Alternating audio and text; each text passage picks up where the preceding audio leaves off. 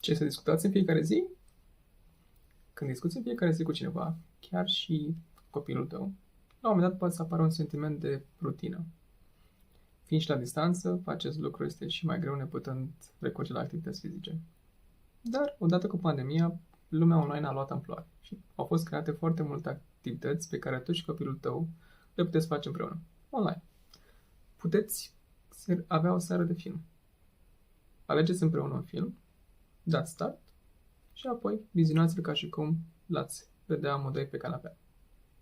Jucați online jocuri multiplayer sau jocuri de societate pentru copii. Faceți exerciții fizice împreună în timpul în care vă vedeți online. Sau desenați împreună. Sau chiar să faceți și temele împreună.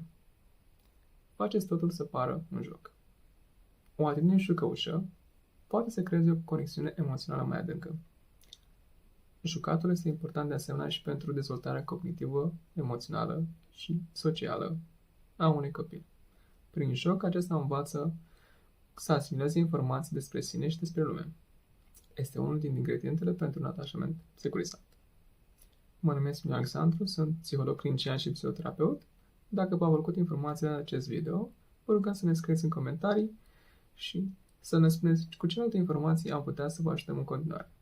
Salut și discuții plăcute!